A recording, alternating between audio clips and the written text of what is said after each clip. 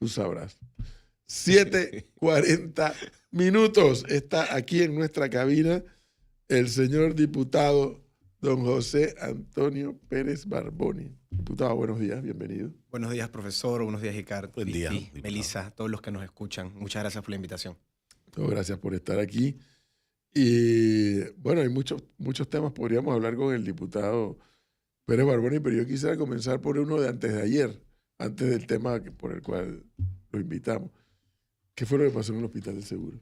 Mire, yo entiendo que la imagen que comparte la Caja de Seguro Social no ayuda a demostrar lo que realmente pasó cuando el diputado Betsaray Richards y yo nos acercamos al complejo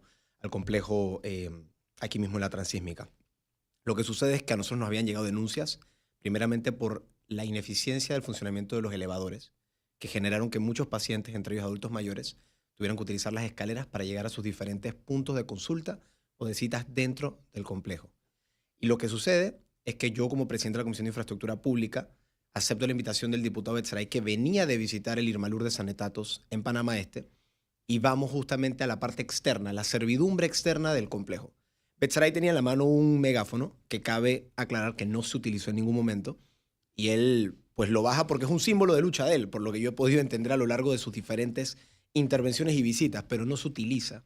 Y de hecho a nosotros nos atiende la encargada de Relaciones Públicas, la licenciada Ivette, nos recibe justamente en una de las alas del hospital donde nosotros estamos viendo las calderas de aire acondicionado, donde yo fui allá, pregunté por alguien de mantenimiento para que nos explicara el tema del aire acondicionado, el tema de los elevadores, el tema de la camilla que se encontraba afuera, y en cambio nos llega entonces la licenciada Ivette.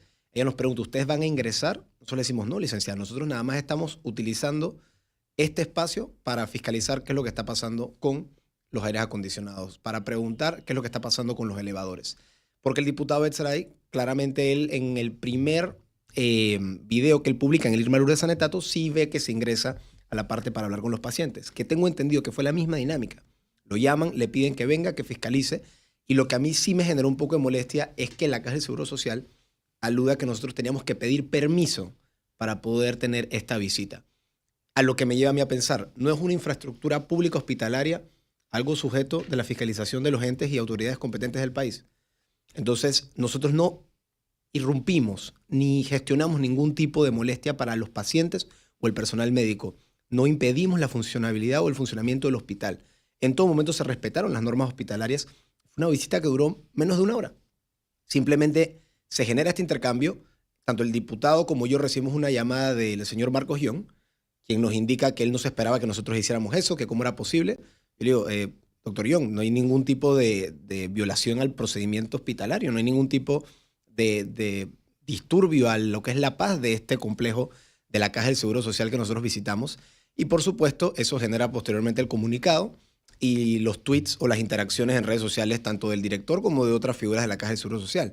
Yo decidí no responder más allá de un comentario a la misma publicación del seguro, porque sí me pareció un poco innecesario y ridículo un comentario o un comunicado de ese tipo por parte del Seguro Social cuando nosotros estamos cumpliendo únicamente nuestro rol de fiscalizar por qué hay fallas en las diferentes estructuras hospitalarias. A ver, en un hospital hay áreas sensitivas. Así es. Hay áreas muy delicadas que obviamente requieren de un personal, inclusive hasta una indumentaria para entrar. O sea, ustedes no irrumpieron en áreas sensitivas, delicadas, áreas controladas del complejo. Icard, puedes preguntarle tanto a todos los que estaban ahí presentes, pedir videos de seguridad. En ningún momento ingresamos ni a urgencias ni a salas sensitivas. Nos encontramos únicamente en la servidumbre externa. Que mi compañero Betsaray en el video anterior, en la visita anterior, en la cual yo no estuve presente, ingresó al Irma Lourdes Sanetatos para hablar con pacientes, eso ya será una pregunta que hay que hacerle a Betsaray. Pero yo entiendo que ambas denuncias, tanto del complejo como del Irma, vienen de los mismos pacientes. La caja hace alusión a proselitismo. Eso es un poquito, o sea, me vino a la mente, no estamos en proceso electoral, no hay una campaña abierta, ustedes son por libre elección. ¿Es proselitismo esto, diputado? Es que, Icaro, yo te hago una pregunta a ti y a todos los que nos están viendo. En algún momento nosotros mencionamos, seguimos la bancada, mencionamos al partido Otro Camino, teníamos puesto alguna gorra, algún jacket que dijese vota por Betsaray, vota por Pérez Barboni. Nosotros fuimos en carácter civil a hacer una inspección y a tratar de ver qué era lo que sucedía con la parte de infraestructura del complejo Arnulfo Arias Madrid. Esa fue la única misión que se hizo. Pero claro, se califica proselitismo si es algo que no va a favor de la narrativa de la Caja del Seguro Social. Y la gente yo creo que está cansada de que se intenten ocultar o maquillar este tipo de inspecciones, porque yo lo he vivido en un año que he tenido en la Comisión de Infraestructura Pública, ICAR, que se anuncian las giras y vienen los vecinos y me dicen, porque tú viniste, ahora acaban de arreglar eso, o acaban de quitar esa maquinaria que estaba ahí, o acaban de terminar esto apurados. Entonces, este factor sorpresa, yo creo que es exactamente lo que quizás le molesta a algunas instituciones cuando uno llega a hacer las preguntas incómodas o a hacer los videos incómodos, como fue el caso que nosotros pues hicimos en ese momento. En el caso del Irma y Lourdes, me acuerdo que el diputado Richard hablaba de unos pacientes, creo que era de ortopedia. De ortopedia. Estaban unas cirugías de fractura. Meli, corrígeme, el doctor que estuvo aquí, ¿cómo se llama? El doctor Mendieta. O sea, bueno, es que obviamente trasladar por trasladar, esto es un protocolo. Es un protocolo que se requiere, ya se están trasladando a Ciudad de la Salud, porque obviamente un problema como el tema de los acondicionadores de aire del Irma y Lourdes. En el quirófano, de hecho. En el quirófano, sí. En el caso del complejo, Ustedes hablaron obviamente con los asegurados que estaban allí. Así es. ¿Cuál fue el Tuvimos problema? más de 3 o 4 interacciones con personas que cuando salían del hospital y agarraban sus vehículos y pasaban por la servidumbre nos decían, Betray, Barboni, ha pasado esto, esto y esto. De las principales quejas es el tema del elevador, Icar. Que en un hospital donde tienes que movilizar camillas en diferentes pisos, en un hospital donde tienes que movilizar pacientes de la tercera edad, creo que es un tema vital que tiene que estar por lo menos operativo uno de ellos. Y hubo un momento donde no se dio ni siquiera esta operatividad de los elevadores. El tema de los aires acondicionados. Ninguno de los elevadores está operativo según los testimonios del complejo en uno de los días que nosotros tratamos de llegar, que fue antes de la visita. Posterior a eso, varias salas sin aire acondicionado. Una camilla en la parte exterior que pudiera ser utilizada también en la parte interior, que no recibíamos ninguna respuesta de por qué estaba la camilla afuera tirada en el sol, al lado de las ambulancias. No recibíamos respuestas. Nosotros lo que estábamos buscando eran respuestas. Y lo más importante a todo esto es que la gente nos decía, estoy esperando tanto tiempo por una cita. Y en el caso del Irma, que no puedo abogar en su totalidad, te puedo hablar del testimonio exclusivo de un señor que tenía más de 30 días con una fractura de cadera, que ya se le había formado una úlcera en la espalda por estar todo ese tiempo acostado esperando el llamado a cirugía. Yo sé que estos casos son crudos y son bastante inhumanos si los escuchamos de esa forma.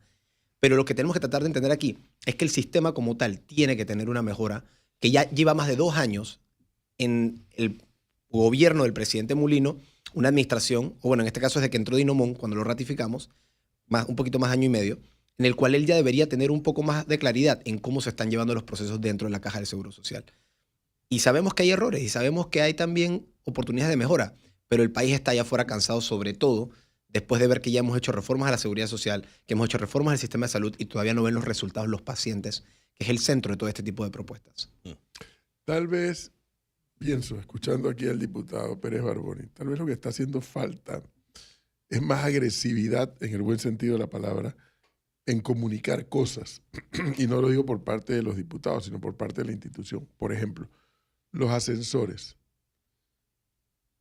Yo lo digo porque lo estamos viviendo en mi edificio. Un ascensor se dañó y yo no sé ya cuántos meses lleva ahí detenido, porque yo no sé si es una pieza, yo no sé si es una tarjeta, yo no sé si es, no sé, no tengo idea, pero el ascensor está parado. Entonces, bueno, tú no sales a Novi a comprar un ascensor. Los ascensores que eso es, salvo que sea ¿cómo se llama? Reemplazar piezas, pero si el ascensor hay que ponerlo nuevo, no lo tienen ahí a la vuelta de la esquina. Sobre el tema de los ascensores, ¿le dijeron algo? Mira, no nos dijeron ningún tipo de respuesta oficial ante ninguno de los cuestionamientos que hicimos. Y de hecho, en ninguno de los momentos que se lee el comunicado vemos una respuesta contundente a las denuncias realizadas. Y cabe recalcar que no hemos ni siquiera centrado la conversación en lo más importante. El llamado principal de ese video fue a la Defensoría del Pueblo. Porque nosotros lo que pedíamos en el video, si ven el video, es que la Defensora del Pueblo se acercara a estos centros hospitalarios para hablar con los pacientes. ¿Quién es la persona idónea para abrir una investigación de oficio y tratar de esclarecer los hechos de quizás una violación al derecho del paciente, del funcionamiento de un hospital? En nuestra perspectiva, la nueva defensora Ángela Russo. Y ese, Icar, fue el principal llamado del video si uno entra a ver ese video en este momento. ¿No se apersonó después que ustedes se fueron? Sabemos que ella ese día estaba justamente sosteniendo una reunión con la diputada colega Grace Hernández. O sea, ella está activa en sus funciones. Pero si tú ves una serie de irregularidades ya en los diferentes centros hospitalarios, eso por lo menos te debe hacer a ti mandar un equipo, mandar a alguien de la oficina de la Defensora del Pueblo. Oye, voy a acercarme a hablar con los pacientes. Ese tema en el Irma Lourdes Sanetatos, voy para allá de tema prioritario. Así como el CENIAF se apersona ahora, por lo que veo con su nueva directora, a los diferentes centros donde hay violación de los derechos de los niños y los jóvenes, que sean efectivas o no esas visitas, no sé, pero por lo menos se están apersonando. Ya recibieron el llamado de atención. ¿No? De modo preventivo, ojalá fuese de modo preventivo, pero esto tiene que ser de forma reactiva, porque las denuncias ya se han hecho, ya están los videos, ya están los pacientes quejándose.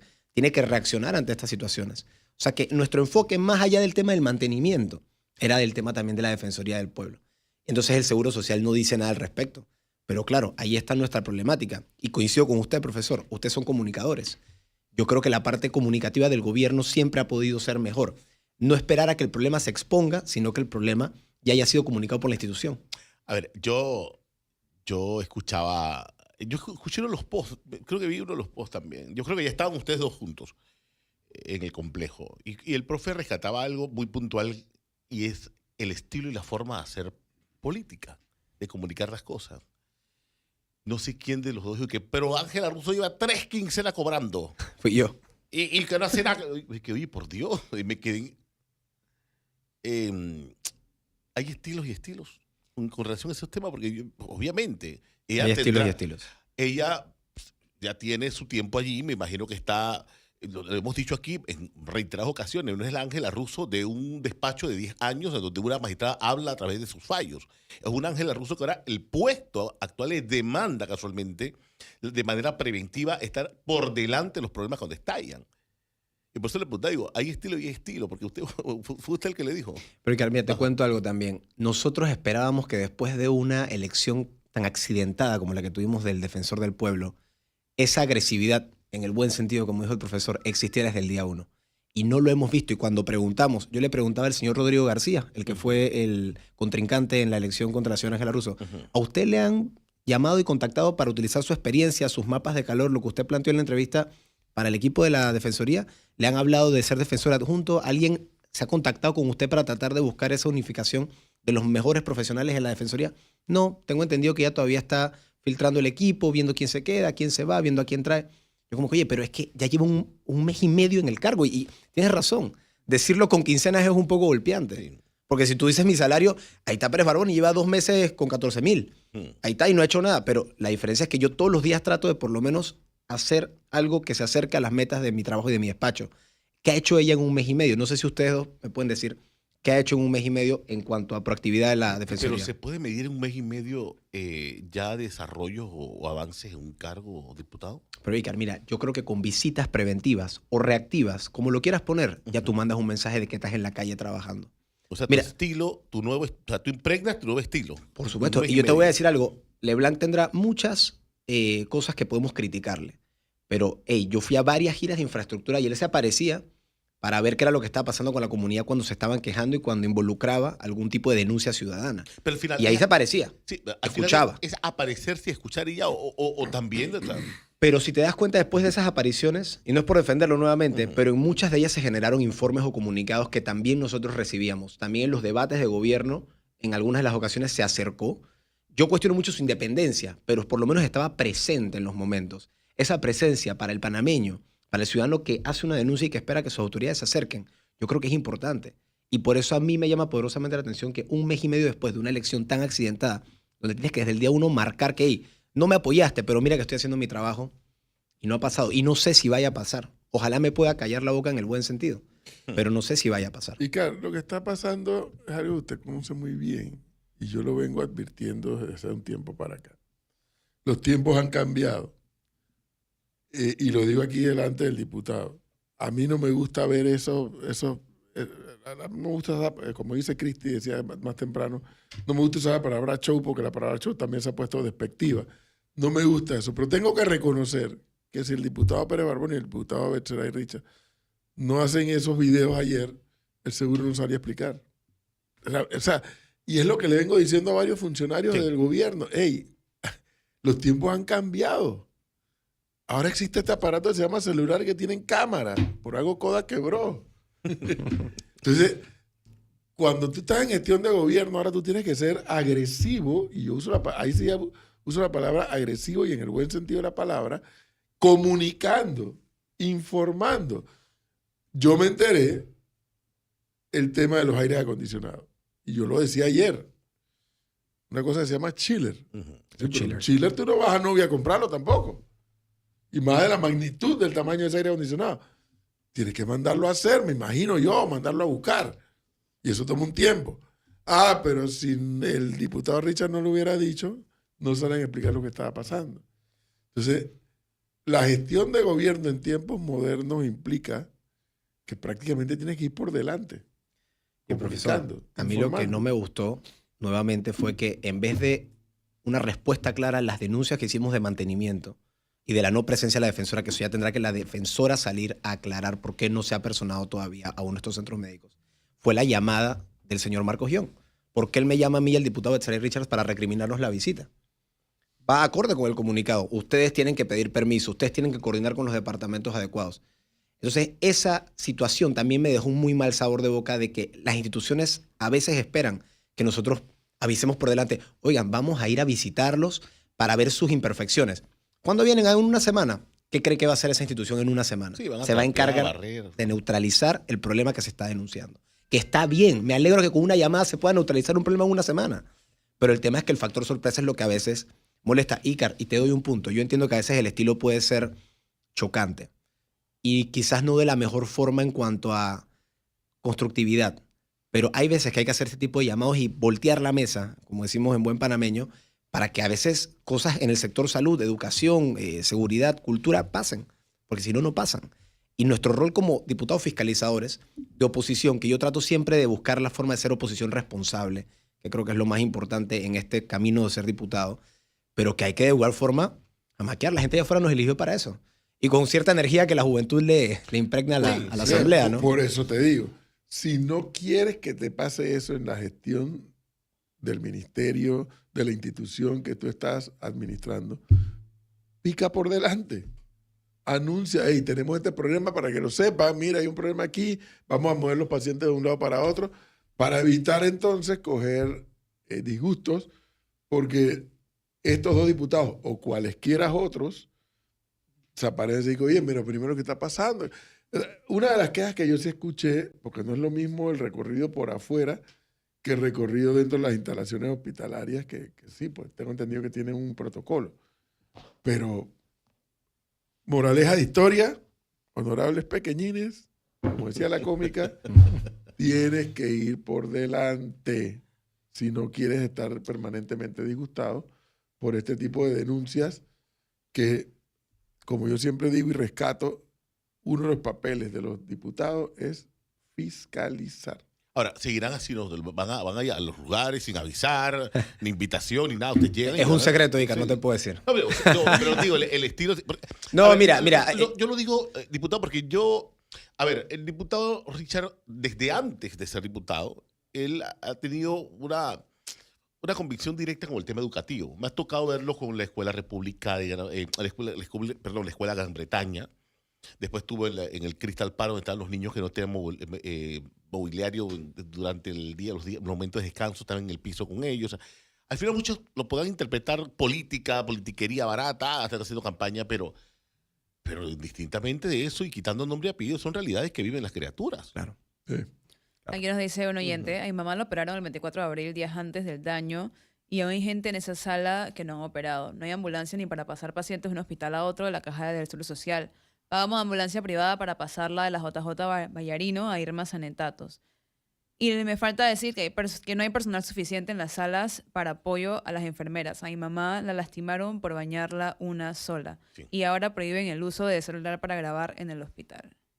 Mira, yo no voy a hacer leña del árbol caído, pero ese es uno de los miles de testimonios que nosotros escuchamos en los complejos hospitalarios. A mí me ha tocado vivirlo con familiares en el Irma de Lourdes.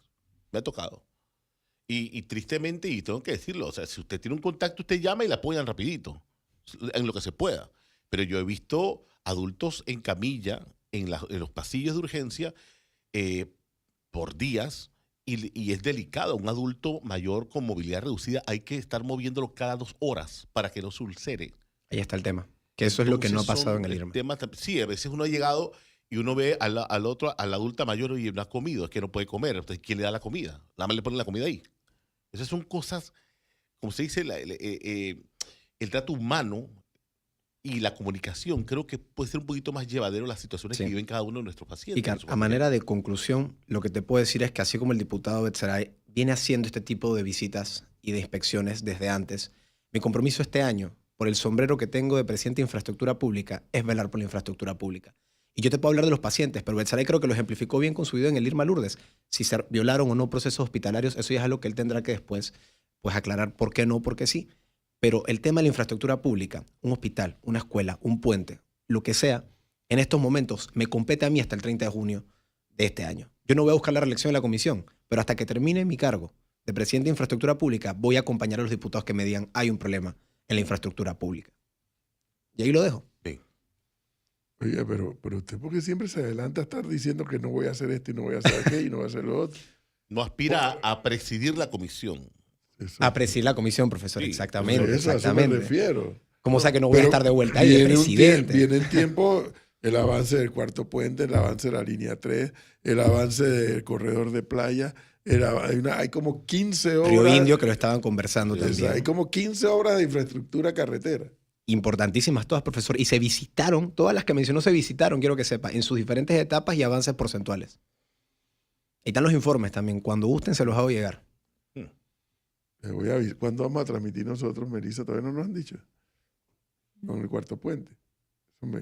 Eso va a estar interesante. Bueno, cambiando de tema. Hay un proyecto de ley sobre responsabilidad penal en menores. ¿En qué consiste? Porque hay legislación que Así es. responsabiliza a los menores, pero Así es, profesor. La ley 40 de 1999, responsabilidad penal adolescente. Esa es la ley que estamos buscando reformar desde el despacho. ¿ley 40 de qué año? La ley 40 de 1999, Okay. la de responsabilidad penal adolescente. Régimen especial de responsabilidad penal para la adolescencia. Sí. Ahí estamos, esa misma. ¿Y cuál es el cambio ahora? El cambio ahora es que de 15 años en adelante, como se mantiene al momento, se puede responsabilizar penalmente a los menores. Lo que se buscaba en el proyecto original era de 12 años en adelante. Obviamente cuando el proyecto se presenta y se prohija, genera todo el debate con las organizaciones, fundaciones, asociaciones, diferentes grupos de carácter civil y de derechos de los menores que se acercan al despacho. Dicen, diputado, vi que se prohijó su proyecto en la Comisión de Gobierno que busca desde los 12 años responsabilizar penalmente a los menores. Yo dije, sí, así es. Ese es el objetivo de la ley. Porque en un momento hasta se habló que yo dije de 10 años y yo dije, ¿en qué momento yo hablé de penalmente responsabilizar a un menor de 10 años? Era que se le iban a acompañar a los de 10 y 11 años en procesos de resocialización.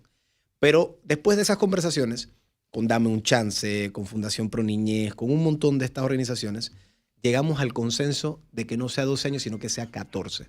Y esto con aras de que el proyecto pueda avanzar en la primera etapa de debate, que es el primer debate en la Comisión de O Gobierno. sea, hacerlos imputables Así es, a partir de los 14. de los 14 años. Así quedó aprobado en primer debate. ¿Qué es lo que sucede? Para mí lo más importante es subir las penas, porque la gente piensa que este tipo de leyes que van únicamente a subir penas son funcionales en algunas ocasiones. Ya le mandaron un misil. Me imagino, me Ese imagino. proyecto huele a Bukele.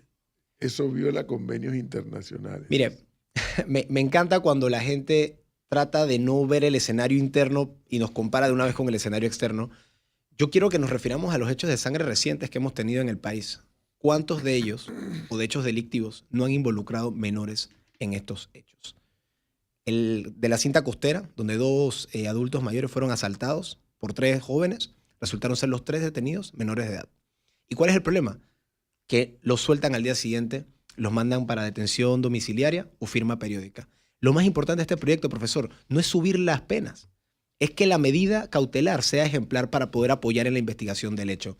Porque ¿qué es lo que está sucediendo? Agarras al menor, lo mandas de vuelta a su casa y amanecemos con noticias como las que pasan en Colón el fin de semana. 2 menores de edad de 14 años asesinados. ¿Y por qué son 2 menores de edad de 14 años asesinados? Porque se están asociando seguramente con este tipo de grupos, o estos grupos los estaban reclutando, y al ellos seguir en el mismo entorno de donde los sacaron, sufren la violencia por la cual en esa misma zona no se podían mantener.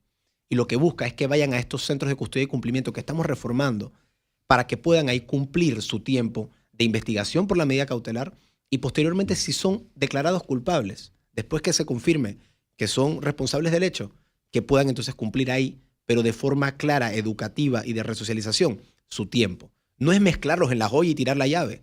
No es mandarlos para Punta Coco. Es poder realmente reformar a estos menores. Es un proyecto integral, más allá de solamente subir penas, que sí tiene un factor de aumento de penas, pero tiene también el factor de resocialización y de que la medida cautelar realmente le dé justicia a las víctimas. Detención preventiva y no la firma periódica y el arresto domiciliario que estamos acostumbrados a ver. Ahora, actualmente las cautelares es una potestad y queda a discrecionalidad del juez. Así es, Icar. ¿Y sabes qué estamos poniendo en el proyecto de ley que justamente fue aprobada esa modificación? Que se priorizará la detención preventiva en el caso de 4 delitos graves: violación, asesinato, pandillerismo y lesiones graves que culminen en muerte. Este tipo de delitos, los 4 que he mencionado, suelen ser los delitos más graves en los que estos menores han visto involucrados según las estadísticas del Ministerio Público. Provincias como Chiriquí, Panamá y Panamá Oeste han sido las más impactadas de este tipo de situaciones con menores entre los 13 y los 18 años. Pero ¿está consciente el diputado Pérez Barboni que usted está atacando la situación desde un solo frente? Claro, claro, porque también falta la parte de prevención. Y la parte de prevención para mí es la más importante. El único problema con la parte de prevención, Icar, es que no hay resultados a corto plazo. Necesitamos tener ambas estrategias, la de prevención a largo plazo, pero estamos viviendo una situación de sangre donde los grupos delictivos, las organizaciones criminales, se están aprovechando de los vacíos que tiene la ley actualmente de responsabilidad penal adolescente. Y ese es el problema. Yo sé que no estoy reformando un día del año para hacer el Día del Almojábano, que no estoy reformando para crear un parque o un monumento o hacer algún tipo de protección cultural. Este es un proyecto polémico y esto es lo que se debe permitir, el debate. A ver, el tema delincuencial tiene muchas aristas, ¿sí? Porque yo siempre lo he dicho, los delincuentes no vienen de Marte ni de la Luna, los delincuentes vienen de nuestras casas, diputados. Así es. Vienen de nuestras casas. Y siempre va a haber alertas que disparen la preocupación cuando ese muchacho se está desviando, descarrilando, como se dice. Y hay otros componentes. El tema escolar, hay deserción escolar. ¿Por qué hay deserción escolar? Los matrimonios disfuncionales. La ingesta de alcohol y droga en los centros educativos, en las casas. Voy a empezar en las casas. La violencia también doméstica en las casas, porque se copian modelos, obviamente. Y al final, cuando eso empieza a gestarse en la casa y ese menor empieza a descarrilarse, afuera están las iglesias, están los clubes cívicos, están el deporte, las ligas. O sea, nunca han advertido al final, cuando ya el problema está y lo adoptan, Sí, como ya. ustedes dicen, los delincuentes, ya la situación te escapa prácticamente porque no hubo en ese interín un trabajo ente previo. exactamente que disparara alerta y dice, hey, Icarreyes, venga para acá. Dice este oyente, Ujú. buen día, un menor de edad, sicario, que haya matado 2 o más personas es un psicópata. Y no se le puede jugar como adulto, dice este oyente. Como adulto. O sea, es lo que dice que puede haber un menor de edad que ejerza como sicario, que haya matado a 2 personas, es un psicópata, Ujú. pero no se le puede jugar como adulto. Ese caso que menciona el oyente le pasó a un familiar muy cercano, un representante de corregimiento de la ciudad de Panamá. Me reservo el nombre por motivos de que no tengo la autorización de decir quién fue. Pero cuando presento el proyecto, ese representante me contacta y me dice, esto le pasó a mi familia y quiero que sepas que esta es una realidad que vive en nuestros barrios. Y me dice la frase, el que no la vive, no la No entiende. lo entiendo. O sea, menores con prontuarios delictivos, pero con hechos atroces. Pero, Icar, ¿sabes algo? Escuchándote me di cuenta de algo. Una de las modificaciones que tengo planificadas para el segundo debate, inspirado en el proyecto de la diputada Paulette Thomas del registro de ofensores sexuales, Ujú. es un registro de menores delictivos. Porque nosotros vemos este tipo de inicios, primero robando en una abarrotería, primero quizás en una situación de maltrato doméstico, quizás en una riña, en un encuentro deportivo de uno de estos jóvenes. Ujú. Si todo eso llegase a una base de datos que pueda monitorearse por el Estado, ahí se puede intervenir de forma previa a que llegue a uno de estos 4 crímenes atroces que hemos mencionado anteriormente. Mira, un aspecto tan importante y para mí fundamental. Yo no sé, profe, yo no sé, usted diputado. Yo vengo de los centros educativos públicos, en donde si usted faltaba 2 días, el tercer día, el maestro estaba en su casa. En su casa, preguntando por qué no venía. Preguntando por qué había faltado. Algo tan fundamental como la responsabilidad también de los profesores, los maestros de estos centros educativos. Ese es un puntito. Yo no sé si eso se ha perdido, yo no sé, profe, si eso... No. Sí. Eso Y ha perdido perdón, pero bastante. ¿cuántas leyes dejamos de cumplir en Panamá? Sí, La sí, sí, educación sí. es obligatoria hasta los 15 años de edad de nuestro país, hasta el tercer año. Dice el papel. Dice el papel, pero todo lo aguanta el papel cuando no hay quien haga ejercer la ley. Ahora dice mi fuente, que no es fuente suya, porque usted tiene sus fuentes allá en el... Y usted tiene sus fuentes ovejunas también. Pero no son las... Esta fuente es mía, no es suya. Ujú. Dice. Los aumentos de pena son buenas, pero como dice Icar, ven un solo frente del problema. Así es. Y yo creo que ese es el que menos funciona. el de aumentar las penas. Eso es populismo punitivo. Únicamente subir las penas es populismo punitivo. Ahora, yo no sé si al final usted, obviamente en su sustentación de motivos, haya tenido ya, pero fehaciente, tabulado, corroborado, precisado y validado por expertos, que ese punto de menores, en verdad el crimen los adopta y los usa porque saben perfectamente que una pistola en mano de un adolescente no va a responsabilidad con la carga que establece una norma para un adulto mayor. Ya eso está corroborado. Es que, Icar, decía Rubén Blades, hasta para ser maleante hay que estudiar. Hay que estudiar. Y yo creo que los crímenes organizados de nuestros países a nivel regional, las organizaciones criminales, conocen perfectamente bien cuál es el historial de este puede quedar preso por esta edad y este lo van a soltar al día siguiente.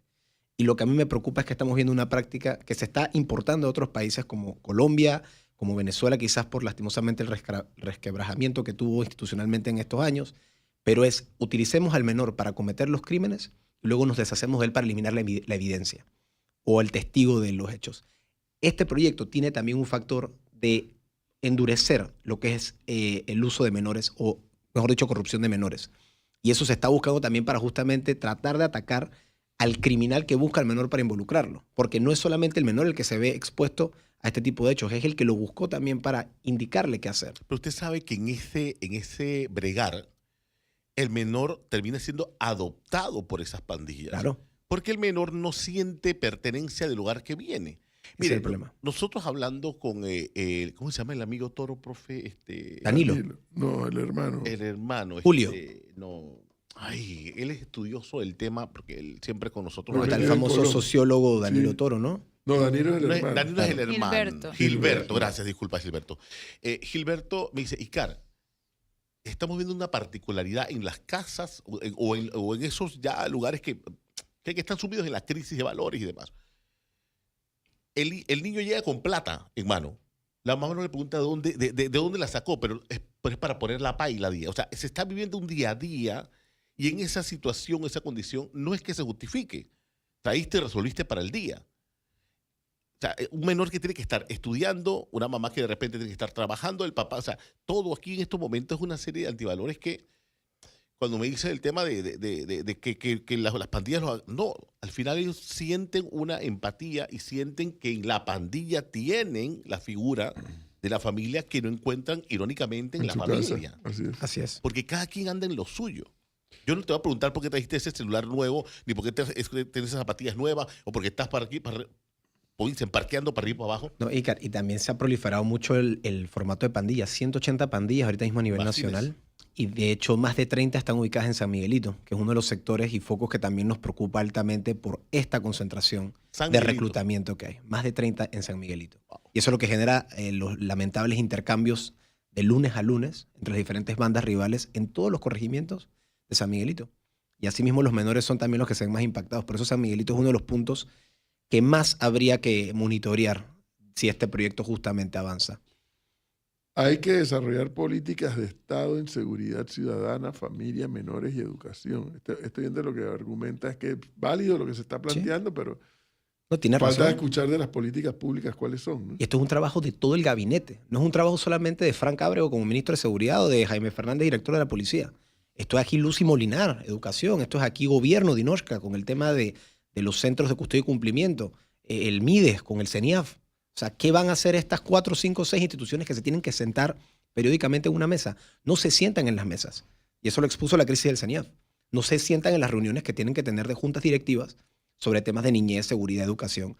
Solo están ahí, se cobran dietas y no se saca ningún borrador ni ningún tipo de acta. Mire lo que dicen acá, dice, los menores desde los 12 ya pueden ser declarados penalmente responsables, pero de 12 a 14 no hay pena de prisión para ellos. Solo los de 15 a 17 pueden ser sancionados con prisión por delitos graves. Ahí está el área gris que estamos tratando de atacar.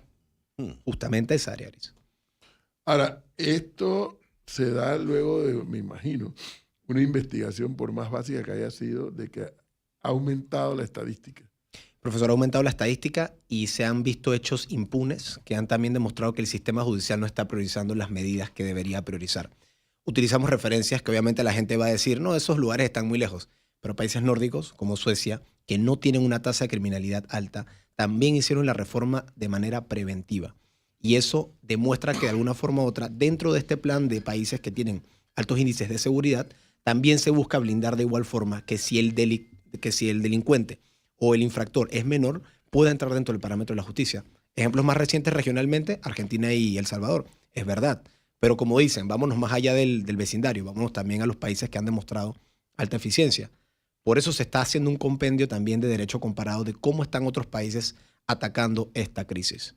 Y esa es una de las realidades que nosotros hemos visto también para decir, no estamos tan desfasados. Países signatarios también de los convenios internacionales, que no quiero dejar de abordar el tema de los convenios internacionales. Y obviamente si nos vamos a nuestra pirámide de Kelsen, tenemos que respetar que el convenio internacional está por encima de nuestra ley. Eso también no lo estamos ignorando. Pero nadie ha dicho que no podemos utilizar las facultades que sí tenemos como legisladores, respetando el marco del derecho internacional, para tratar de adaptarlo a realidades que otros países signatarios también están viviendo. Sí, a mí lo único, digo, no es que me preocupe, pero sí me llama la atención cuando hablo de estos temas, que no se vayan a cometer errores como una ilegalidad, pero que no tiene nada que ver con menores.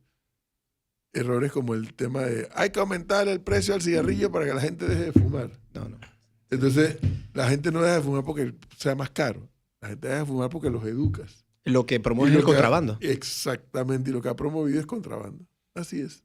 Sí, de hecho, ahí está justamente uno de los problemas más grandes, ¿no? Que queremos tratar de solventar todo generando o más imposiciones o más impuestos Así es. o más penas, pero tiene que ser más integral toda la medida, tanto económica como de salud como de seguridad.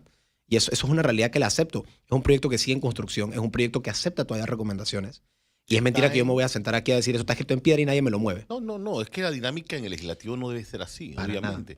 Pero está en que se aprobó en primero. Se aprobó el primer debate, va para segundo debate y el siguiente compromiso que adoptamos como despacho es hacer otra mesa técnica con los actores involucrados, tanto que ya participaron como los que deseen participar y que aporten al proyecto. ¿Quiénes están verdaderamente a favor del proyecto? La Policía Nacional y el Ministerio Público. Por la naturaleza del trabajo que hacen. Ellos sienten que estamos reciclando delincuencia. Ahora, eso es lo que se siente en el aire de estos estamentos. Ese es gravísimo, exacto. Ahora, los operadores de justicia, que es algo que a mí me llama la atención porque siempre cuando llegan los técnicos a la mesa de la comisión y empiezan a hablar, obviamente por la experiencia, porque son operadores de justicia, le hace el Ministerio Público, la policía, DIJ y demás, quedan esos vacíos que ellos han advertido. Me ha tocado a mí en pasado, que ellos han advertido. Mire, a mí un fiscal de drogas actual me dice, Americana, el hecho de que nosotros ya interceptamos en alta mar las lanchas rápidas y estamos grabando y estamos persiguiendo y estamos de alto, ellos están tirando las pacas a alta mar. Cuando los agarramos, la evidencia ¿dónde está? No tenemos nada, nos agarraron, pero las tiraron al mar. O sea, esa parte, ese tecnicismo, ante un juez, los libera. ¿Qué incentivo para la fuerza pública de seguir capturando criminales hay cuando pasa eso? Aquí en estos momentos, aquí en la calle 56, cruce con la Samuel Luis, yo me encuentro periódicamente en la noche cuando salgo de mi programa a la policía haciendo ronda, dice el licenciado. Aquí agarramos a los que rompen vidrio y al final ni se presenta la denuncia porque del juez de paz lo manda a fiscalía, juez de paz y en ese ping-pong yo no tengo tiempo para presentar la denuncia, pero como el sistema permite esos temas o esas ventanas, se sigue con el tema de romper vidrios y robar. Y ahora imagínate si a una lancha con 10 toneladas de cocaína no le pasa nada, ¿qué le pasa al que hace microtráfico? También se caen los casos. A mí me llamó un abogado, me dice, ojo con el tema de los combustibles, donde yo tomo combustible y me voy. Como el delito es muy por debajo, eso bajo de paz. Espérate, ese es otro proyecto que hemos presentado y me has hecho agarrar una rabia porque el tema de la cuantía, que es lo que tú estás mencionando. ¿Es la cuantía? Si es menos de $1,000, va a una casa de paz. Va a la casa de paz y está a merced de lo que decía la casa de paz. Pero y la casa de paz ve al vecino y dice, no te va a pasar nada porque eres vecino. Bueno, vamos a otro caso rapidito. Si un indigente que le rompe su vidrio y le roba su laptop o su mochila, un ejemplo, ¿cómo un juez va a imponerle una pena a un indigente que vive el día a día? Que vive comiendo en las calles. Digo, no hay forma restaurativa económicamente de resarcir el daño que le generó a la persona. En este caso a ti que te robaron la computadora y digamos una bocina. $700, no, espérate, es debajo de 1,000. Nosotros estamos proponiendo bajarla a 500. Es una sola modificación para que haya, evidentemente, una consecuencia. El Ministerio Público aquí se ha mencionado y tienen toda la razón que no quieren que se sature tampoco su sistema penal acusatorio. Pero ¿qué hacemos? O sea, estamos viendo más ingresos a residencias a robar propiedad, más forzar vehículos, para robar electrónicos, para robar la radio, para robar algún documento o algún maletín mal dejado. Entonces, o sea, ¿qué hacemos? ¿Qué hacemos de forma inmediata? Es la pregunta. Podemos buscar prevención para que ese criminal nunca llegue a delinquir. Estoy de acuerdo. Pero ¿qué hacemos de manera inmediata? Si alguien me puede decir otras medidas que sean igual de funcionales, que no sean estas modificaciones que molestan y que son incómodas y que son polémicas, pero alguien tiene que abrir esta discusión. Sí, sin duda alguna. Y como nos damos cuenta al final de esto, cuando estamos hablando sobre todo de menores de edad, pues está el problema de la desintegración familiar, está el problema de la educación, en efecto. Como punto inicial. Los antivalores correcto. que mencionó Ícar también. Como punto Yo inicial. les siempre, cuando hablo de estos temas, para todos los que alguna vez en nuestras vidas fuimos miembros de una patrulla scout, que practicábamos el escultismo, si te das cuenta, una patrulla scout, su antítesis es la pandilla. O la antítesis de la pandilla es una patrulla scout. ¿Por qué? Porque es un grupo más reducido, mientras que en la patrulla scout los valores son los que prevalecen y la enseñanza cívica.